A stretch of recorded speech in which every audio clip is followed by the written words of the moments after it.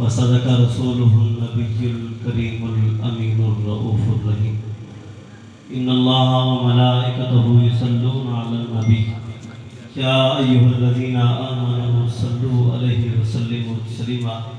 کوئی زبان خاموش نہ رہے، کیونکہ عاشق کہتے ہیں کہ جب درود پڑھو ثواب ملتا ہے، جب سلام پڑھو مدینے سے جواب ملتا ہے. الصلاۃ والسلام علیک یا سیدی یا رسول اللہ، الصلاۃ والسلام علیک یا سیدی یا حبیب اللہ، الصلاۃ والسلام علیک یا سیدی یا رحمت للعالمین. حضرات محترم، مقصد کتاب کرنا نہیں ہے، میں تو ایک ادنا سا طالب علم ہوں، سبق سنانے کے لیے حاضر ہوا ہوں. اصل کتاب حضرت قبلہ اظہر عباس فرید صاحب کا ہوگا، تو میں صرف چند منٹوں کے لیے آپ کی توجہ کا طالب ہوں. آپ توجہ کریں گے اور میں کچھ ایسی باتیں ہیں کہ جو میں استادوں سے سیکھا ہوں اور آپ کو بتانا چاہتا ہوں کہ ہم لوگوں کو کیا کرنا چاہیے اور ہم کر کیا رہے ہیں. حضرات محترم، اقتربت الساعۃ جو میں نے آیت کریمہ پڑھی ہے، اس میں اللہ پاک نے ارشاد فرمایا قیامت قریب ہے. کیا فرمایا؟ قیامت قریب ہے. اب میں آپ سے سوال کرتا ہوں کہ قرآن پاک نازل کس پر ہوا؟ سب جانتے ہیں یہ میرے آقا کی مبارک ذات پر ہوا، تو یہ کتاب بھی انہی کو ہے. اقتربت الساعۃ، محبوب قیامت قریب ہے، اور فرمایا کہ اپنی امت کو قیامت تک کے آنے والے لوگوں کو یہ بتلا دے کہ قیامت قریب ہے. لیکن قرآن پاک نازل 1400 سال پہلے ہوا، اور قیامت اور میرے آقا کے جو درمیان فاصلہ ہے، زمانہ ہے، 1400 سال کا ہے، 14 صدیاں ہیں.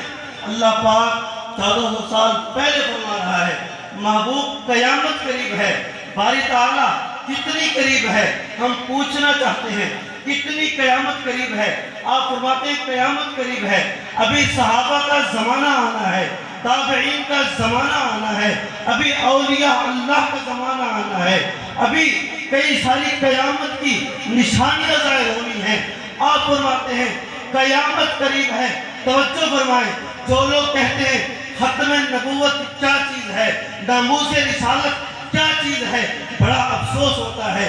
ایک مرتبہ میں نے ایک سکول کی لڑکی سے پوچھا کہ یہ بتاؤ عقیدہ ختم نبوت کیا ہے؟ اس نے کہا کہ مجھے یہ بتائیں ختم نبوت کہتے کس کو؟ ختم نبوت، میں مسجد البیت پہ بیٹھ کر جھوٹ نہیں بولوں گا، سچی بات ہے. اس نے کہا بتائیں ختم نبوت کا مطلب کیا ہے؟ میں نے کہا ہمیں اپنے اوپر افسوس کرنا چاہیے، اپنے اوپر افسوس کرنا چاہیے. جس نبی کا کلمہ پڑھتے ہیں اس کے عقیدے کا پتہ نہیں ہے کہ اس نبی کو ماننا کیسے ہے، اور آپ کہتے ہیں کہ ہم مسلمان ہیں. میرے دوستو، ختم نبوت ایک ایسی عظیم چیز ہے کہ صحابہ کرام نے جس کا دفاع کیا، اور قیامت تک کے لوگ، غازی ممتاز قادری جیسے لوگ، غازی فیصل جیسے لوگ، غازی تنویر جیسے لوگ، اور بھی کئی غازی آئیں گے جو اس کا دفاع کرتے چلے جائیں گے. دعا کریں کہ اللہ پاک ہم کو بھی اس کا دفاع کرنے کی توفیق عطا فرمائے. تو اللہ پاک نے فرمایا قیامت قریب ہے.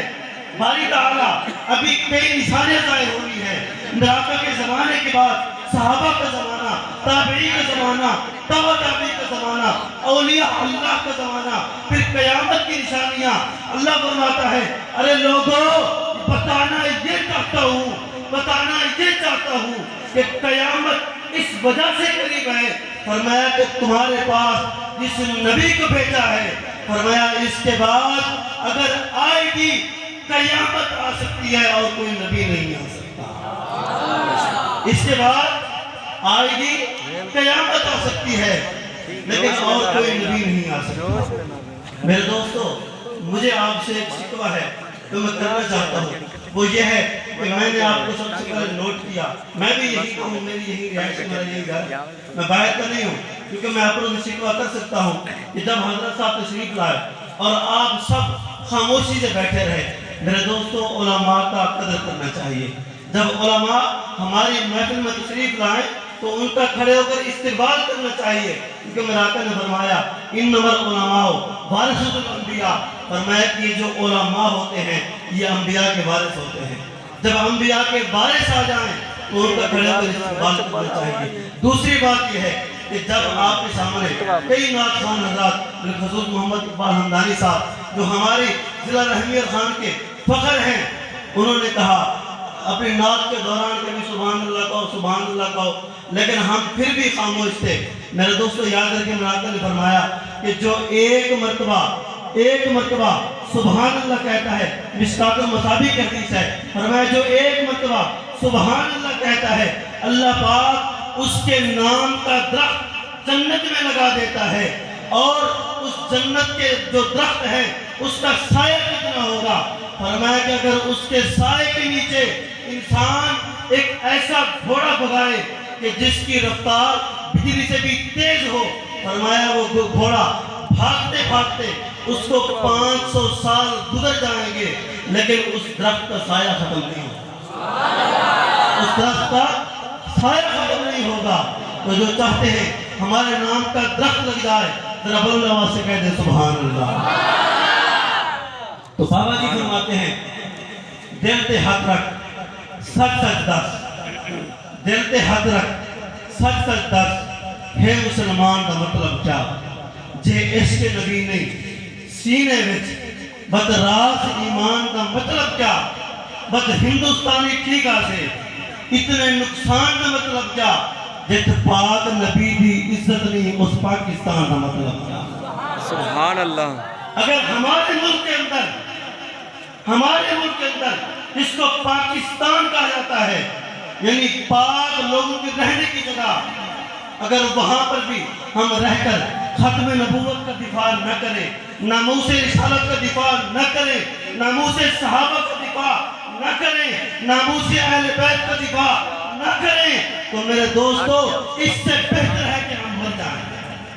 اس سے بہتر ہے ہم مر جائیں، کیونکہ جس دن ہم لوگ قبر میں پہنچیں گے تو اس وقت ہمارا عقیدہ ہے، بخاری شریف کی حدیث ہے کہ جب قبر میں انسان پہنچتا ہے اس سے سوال ہوتے ہیں من ربک کا، ما دینک کا، ما کنت تقول فی حق ھذا الرجل یا فی ھذا الرجل لمحمد صلی اللہ علیہ وسلم، کہ اس ہستی کے بارے میں تمہارا کیا عقیدہ ہے، اس کے بارے میں کہتا امام بخاری فرماتے ہیں صرف ایک ہی سوال ہوگا، وہ یہ ہے کہ ما کنت تقول فی حق ھذا الرجل لمحمد صلی اللہ علیہ وسلم. فرماتے ہیں کہ قبر میں پوچھا جائے گا اے مرنے والا یہ بتا کہ اس ہستی جن کا نام محمد مصطفیٰ صلی اللہ علیہ وسلم ہے، بتا کہ دنیا میں رہ کر ان کے بارے میں تیرا عقیدہ کیا تھا، ان کے بارے میں تیرا عقیدہ کیا تھا. تو میرے دوستو تو جو عاشق ہوں گے وہ اعلیٰ حضرت کی طرح کہیں گے کہ جب قبر میں سرکار آئے تو میں قدموں میں گروں، اگر فرشتے مجھ کو اٹھائیں تو میں ان سے یوں کہوں اے فرشتوں اب میں پائے ناز سے کیوں اٹھوں، مر کے پہنچا ہوں یہاں اس دلربا کے زندہ باد زندہ تاجدار ختم نبوت، دونوں ہاتھ لہرانے چاہیے، تاجدار ختم نبوت زندہ باد. آج یہاں پر بیٹھ کر آپ یہ بتا دیں فرانس کو کہ آپ لوگ خاکے بناتے ہیں، اور سب ان غیر مسلم ممالک کو بتا دیں کہ آپ لوگ ہمیں چھیڑ رہے ہیں. یاد رکھیں کہ جو محمد کے غلاموں کو چھیڑتے ہیں پھر محمد کے غلاموں کو نہیں چھوڑتے. تو بتاؤ نعرہ لگا کر آج کافر رضا جائیں کہ واقعی آج گڑی بگڑ کے جو مسلمان ہیں، جو عاشق رسول ہیں، جاگ اٹھے ہیں.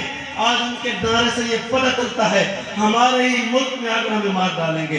تاجدار ختم نبوت، تاجدار ختم نبوت، لبیک لبیک لبیک یا رسول اللہ، لبیک لبیک لبیک یا رسول اللہ، لبیک لبیک لبیک یا رسول اللہ، لبیک لبیک لبیک یا رسول اللہ، لبیک لبیک لبیک یا رسول اللہ لبیک لبیک یا رسول اللہ لبیک۔ حضرات محترم، آخری بات آپ کے سامنے عرض کر رہا ہوں، اس کے بعد حضرت صاحب کا خطاب سننا ہے۔ تو میں تو طالب علم ہوں، حضرت ارشد سید کاظمی صاحب دامت برکاتہم العالیہ، ان کے قدموں میں بیٹھ کر سبق پڑھنے والا طالب علم ہوں۔ میری یہ خوش قسمتی ہے کہ میں ان جیسے ولی سے سبق پڑھتا ہوں۔ میں آپ کو ایک بات بتا دوں، جب سے ان کے مدرسے میں پہنچا ہوں، ان کے ساتھ قربت ہوئی ہے، مجھے معلوم ہو گیا کہ اولیاء اللہ کیسے ہوتے ہیں، اولیاء اللہ کیسے ہوتے ہیں۔ میرے دوستو، وہ دل کے مریض ہیں، ان کا بائی پاس ہوا ہے دل کا، لیکن بارہ دلوں شریف کے جلوس میں شامل تھا۔ وہ جس طرح چل رہے تھے ایسا لگتا ہے، ان کے ڈاکٹر نے بھی کہا ہے کہ ہم لوگ پریشان ہیں کہ انسان دل کا مریض بھی ہو اور چلنے کی بھی اتنی سپیڈ ہو کہ جلوس میں کسی کو ملنے ہی نہیں دیتے۔ یہ صرف اس کے مصطفیٰ کا جلوہ ہے۔ میرے دوستو، دعا کریں کہ اللہ کریم ہمارے دل میں بھی وہی اس کے مصطفیٰ کا جلوہ پیدا فرمائے۔ آخری بات پیش کر رہا ہوں کہ صحابہ کرام کے بارے میں کئی لوگ بد زبانی کرتے ہیں اور کئی لوگ اہل بیت کی بارے میں بد زبانی کرتے ہیں۔ کچھ کہتے ہیں ہم اس کے صحابہ میں آئے ہیں، کچھ کہتے ہیں ہم اہل بیت کے عشق میں ہیں۔ تو میرے دوستو، جو صحابہ اور اہل بیت کو الگ الگ کر کے وہ لوگ ان کی گستاخیاں کرتے ہیں، تو میں آپ کو یہ کہہ دیتا ہوں کہ جب بھی آپ کو ان کے ساتھ سامنا ہو جائے تو آپ سنی ہیں اور ان کا منہ توڑ جواب دے سکتے ہیں اس بات پر کہ میرے آقا کے زمانے کے بعد کس کا زمانہ آیا؟ صدیق اکبر کا۔ کس کا؟ صدیق اکبر کا۔ اور صدیق اکبر کے بعد عمر فاروق کا۔ صدیق اکبر کے بعد عمر فاروق کا۔ حضرت عمر فاروق رضی اللہ تعالیٰ عنہ، آپ جب خطبہ دینے کے لیے آپ کی خلافت شروع ہوئی، پہلا جمعہ آیا، خطبہ دینے کے لیے مسجد نبوی شریف میں تشریف لائے۔ آپ کا ادب دیکھیں کہ جس دن حضرت ابوبکر صدیق رضی اللہ تعالیٰ عنہ آپ جو خلیفہ بنے، پہلا جمعہ آیا، آپ نے وہ جگہ چھوڑ دی جہاں پر میرے آقا بیٹھ کر خطبہ دیا کرتے تھے، آپ اس سے نیچے بیٹھے، صحابہ کا ادب دیکھیں۔ اور جب ان کے زمانے کے بعد حضرت عمر فاروق رضی اللہ تعالیٰ عنہ کا زمانہ آیا تو آپ کا ادب دیکھیں، آپ نے وہ مقام چھوڑ دیا جہاں پر میرے آقا بیٹھا کرتے تھے اور وہ جگہ بھی چھوڑ دی جہاں پر صدیق اکبر بیٹھا کرتے تھے، جہاں پر صدیق اکبر بیٹھا کرتے تھے۔ حضرت عمر فاروق مسجد نبوی شریف میں تشریف لائے خطبہ دینے کے لیے۔ دیکھتے کیا ہے کہ منبر رسول کے اوپر سیدنا امام حسین رضی اللہ تعالیٰ عنہ جلوہ دار ہے۔ آپ بچپن کی حالت میں تھے، آپ بچے تھے، آپ کی تقریباً 9 سال، ایک روایت کے مطابق 11 سال عمر تھی، اور آپ منبر پر تشریف فرما تھے۔ اگر ہم جیسا ہمارا کوئی بچہ ہوتا تو کوئی ہم جیسا مولوی آتا، بچے کو کھینچ کر پیچھے پھینکتا کہ تمہیں شرم نہیں آتی، ایک عالم دین کی، ایک علامہ کی سیٹ پر بیٹھے ہو۔ لیکن ادھر بھی میرے نبی کا عاشق تھا، ادھر میرے نبی کا گھرانہ تھا۔ حضرت عمر فاروق کا عشق دیکھے، محبت دیکھے کہ جب آپ پہنچے، صحابہ کرام تو پہلے موجود تھے نا، کیونکہ وہ ہم جیسے نہیں تھے، وہ خطبہ سننے کے لیے، تقریر سننے کے لیے پہلے آ جایا کرتے تھے۔ ہم کو تو الحمدللہ جو ہے نا خطبے کے بعد جب جماعت کھڑی ہوتی ہے اس وقت سعادت ملتی ہے جمعہ میں شریک ہونے کی، پہلے ہم مصروف ہوتے ہیں، تو ہمیں پہلے آنا چاہیے خطبہ سننے کے لیے اور علامہ صاحب کی تقریر سننے کے لیے۔ میں بھی جمعہ پڑھاتا رہا کہ جب کوئی تقریر کر رہا ہوتا ہے خطیب جمعے والا، سامنے 2 بندے بیٹھے ہوتے ہیں، تو جب سلام پھیرتے ہیں مسجد فل ہوتی ہے، تو پھر جب درود سلام پڑھ جاتا ہے پھر وہی 4 بندے کھڑے ہوتے ہیں، صرف 2 فرض پڑھنے کے لیے ہم جمعے میں آتے ہیں اور ہمارا کوئی فرض نہیں ہوتا۔ تو صحابہ کرام موجود تھے۔ حضرت عمر فاروق ایک ایسے صحابی ہیں کہ آپ جس راستے سے گزرتے تھے شیطان اس راستے سے کبھی نہیں گزرتا تھا، کہ یہاں سے وقت کا فاروق گزرا ہے۔ عمر فاروق ایسی ہستی ہے، جب آپ ایمان لائے تو آپ کے ایمان لانے سے پہلے آذان ایک گھڑے کے اندر منہ ڈال کر دی جاتی تھی. تو میرے آقا نے حکم فرمایا اذان کہو. تو صحابی اٹھا, اس نے گھڑے کے اندر منہ ڈالا, اذان کہنے لگا. عمر فاروق نے کہا یا رسول اللہ یہ کیا ہے؟ میرے آقا نے فرمایا کفر بہت ہے, ہم کفر کے ڈر کی وجہ سے کہیں کفر کافر ہمارے صحابہ کو قتل نہ کر دے, اس لیے ہم لوگ اس گھڑے کے اندر منہ ڈال کر اذان دلواتے ہیں. تو حضرت عمر فاروق نے کہا یا رسول اللہ یا حبیب اللہ, آج عمر فاروق ایمان لے کر آیا ہے. آج میں آپ کو کہتا ہوں, آج کعبے کی چھت پر چڑھ کر اذان دلوائے. اگر جو کافر یہاں پر آیا, میں دعوے سے کہتا ہوں اگر میں نے اس کا سر نہ اتارا, مجھے عمر فاروق نہ کہنا, مجھے عمر فاروق نہ کہنا.